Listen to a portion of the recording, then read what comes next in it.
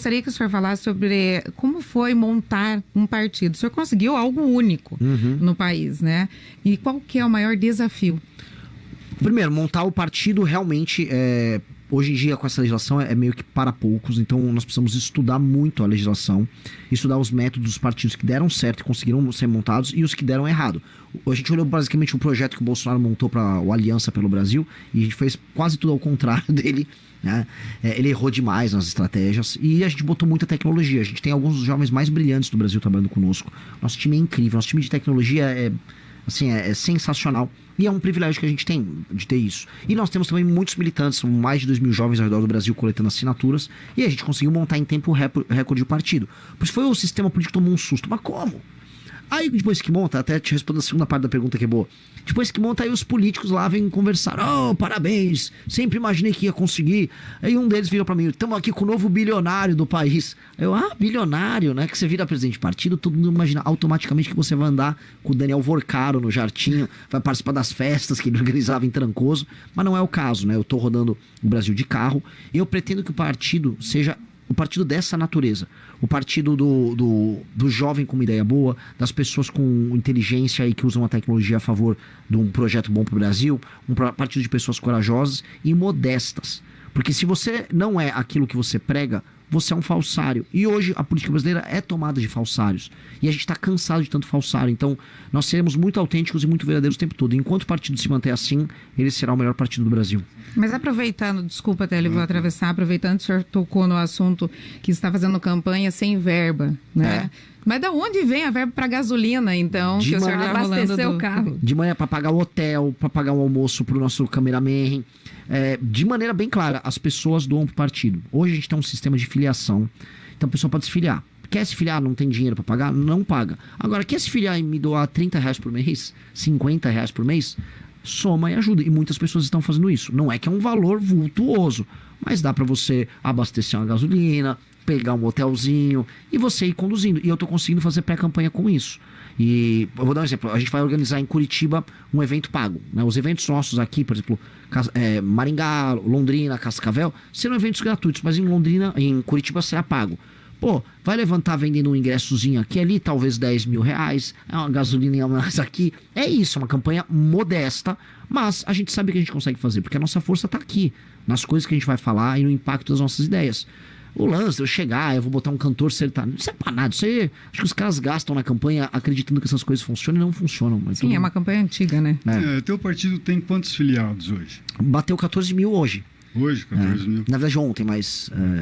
Viu? Vocês vão ter tempo de televisão? Formalmente, não. Não haverá. E isso faz falta? Depende do modelo de política que você faz. Se você for um candidato de política tradicional, faz falta. Porque é uma política de cooptação, de volume, aí você precisa ficar tocando aquelas músicas na TV, na rádio. O homem é bom, o homem cuida de gente, eu gosto de povo. Que é aquele papo furado. Eu não sou nessa linha. E por não ir nessa linha, eu acho que as redes sociais podem suprir um caminho. E naturalmente a imprensa tradicional e o rádio suprem outro. Eu acredito muito no rádio, eu sou entusiasta, já porque eu sou um cara que faz live. Eu não tenho rádio, mas eu faço live, que é quase como se fosse minha rádio digital. E isso gera um tipo de contato completamente diferente. Então eu tô rodando em rádios no Brasil. Eu falo, olha, eu paro tudo na agenda pra ir numa rádio. E rádio a gente consegue conversar diretamente com as pessoas que moram naquele lugar. Então, isso consegue compensar, sim. Ô, Renan, você não é daqueles políticos tradicionais que eu sou bom, ajudo o povo e assim por diante. No entanto, você adotou uma estratégia nitidamente de provocação, de gerar polêmicas. Pelo menos é o que a gente tem visto. Tá dando o que falar, né? Tá dando o que falar, né? Independente das posições, às vezes absurdas. Por exemplo, a semana passada, a Câmara de Vereadores do Recife aprovou a moção de repúdio ao senhor. Eu quero receber essa moção. Então, é pública. Por ter se dirigido aos indígenas como um povo maldito, gente maldita, sabotadores. Não procede isso? Procede que eu chamei os indígenas que invadiram a Cargill, lá na região norte, que colocaram caminhoneiros por 8 dias sem poder sair, passando fome, não conseguindo entregar, como vagabundos. Porque pra mim um grupo que se coloca como um grupo étnico, manipulado por ONGs, que uma parte não são brasileiras, trabalhando pro PSOL, impedindo a produção e o escoamento da produção nossa de agricultura, impedindo o caminhoneiro de entregar, fazendo uma luta que eles mesmos não sabem explicar. Todos cooptados. O que eles fazem tem nome, é vagabundagem. E vagabundo precisa ser combatido. Eu acho muito engraçado. Eu imagino que as pessoas de esquerda lá da Câmara de Recife que estão premiando aí, ou me culpando, premiando os índios, mas me culpando por isso, ficaram indignadas com o 8 de janeiro, quando os bolsonaristas foram lá e depredaram os 3 poderes. Então, quer dizer, o índio pode depredar patrimônio público e privado, pode sabotar o Brasil, tá? O índio pode. Agora o bolsonarista não. Não tem que, assim, eu repudiei as duas coisas. E o que o índio fez lá é coisa de vagabundo. E é coisa de vagabundo, não tem o que dizer. Teve caminhoneiro aqui, vocês não viram os relatos dos caminhoneiros. 8 dias parados. 8, não tinha como sair para ir pegar comida. Pediram para as pessoas levarem água para eles. Então, assim, em nome de uma causa que eles nem sabem explicar, não, porque isso pode gerar uma poluição do rio. Ninguém ali deles liga para poluição do rio, é só um índio instrumentalizado para tocar uma causa. E aí o nome é vagabundo. Mas não é polêmica pela polêmica. Eu posso usar esse gancho desse índio para falar sobre a questão dos modais que a gente tem no Brasil, do sistema de transporte, da falta de investimento em infraestrutura que a gente tem. E que faz com que quando há uma tentativa de unir hidrovia com ferrovia para escoar a produção e não depender tanto do sistema rodoviário que o Brasil tem, que também é precário, a gente se sabota e bota um índio para evitar que a gente use os nossos próprios rios para transporte.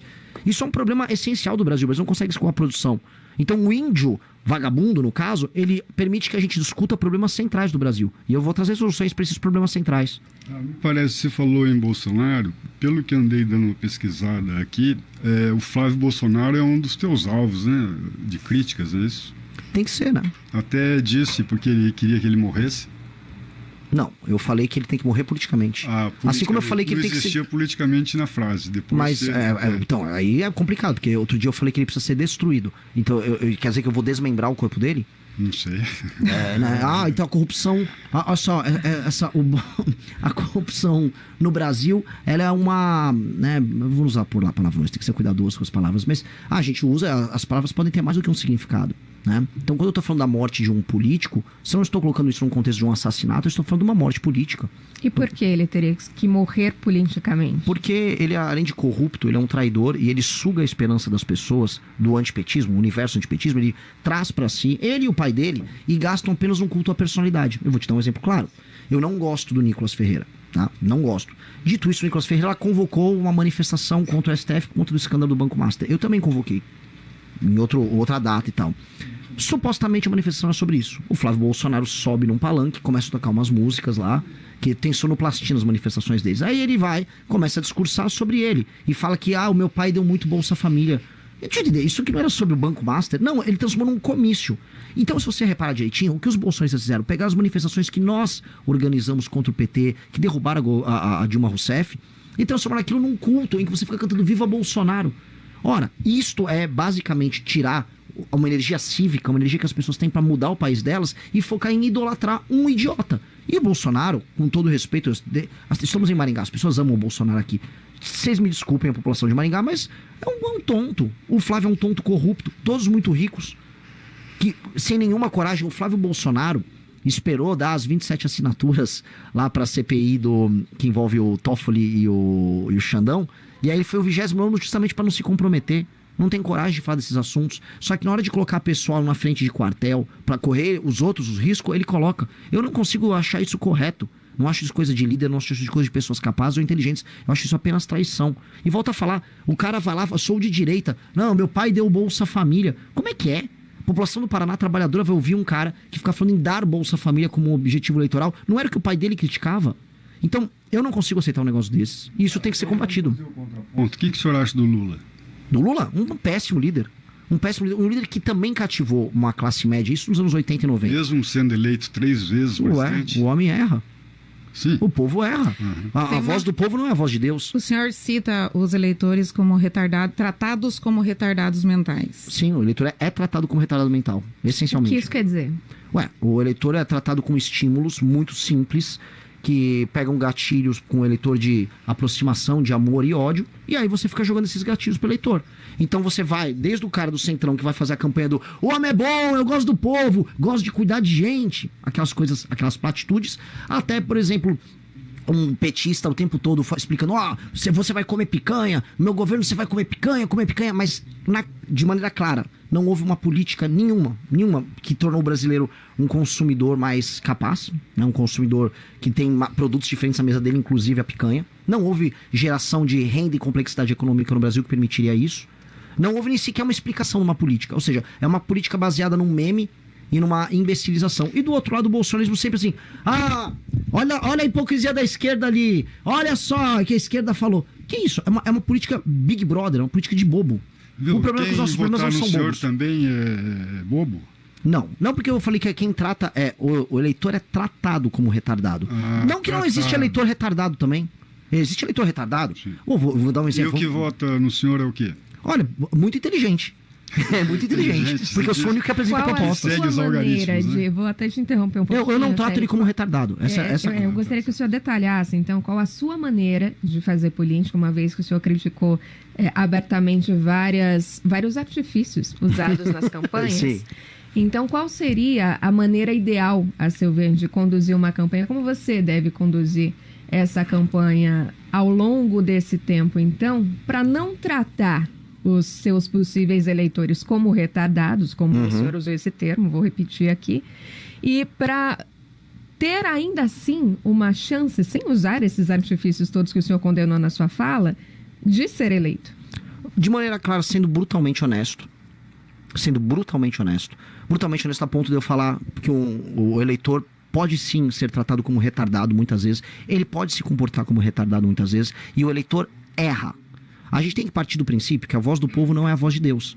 Porque existe essa deificação da vontade popular. A vontade popular erra. A cultura de massas no Brasil não é exatamente a cultura mais incrível do mundo. Nós cometemos erros em série. O brasileiro não é perfeito, como quase nenhuma cultura é perfeita, mas o brasileiro vem errando muito. A cultura de massa brasileira é ruim. E nós precisamos tratar de todos os problemas tratando as pessoas como adultos, não como crianças.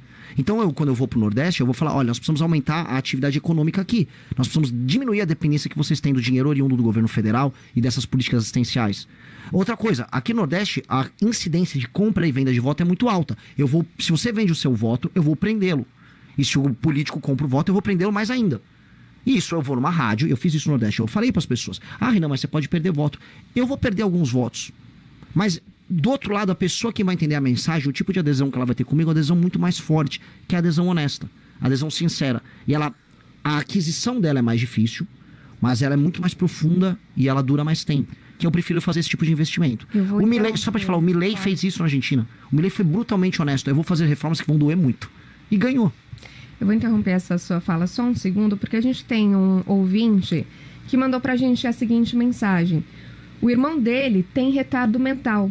É uma condição de nascença. E esse termo não deveria ser usado pejorativamente. É algo que já se combate há muito tempo.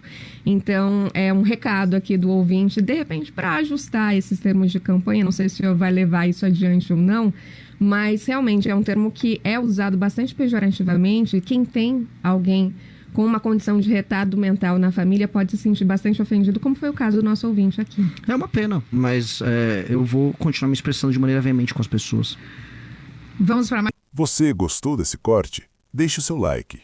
Se você gosta de se manter informado no mundo da política, considere se inscrever. Temos vídeos novos todos os dias.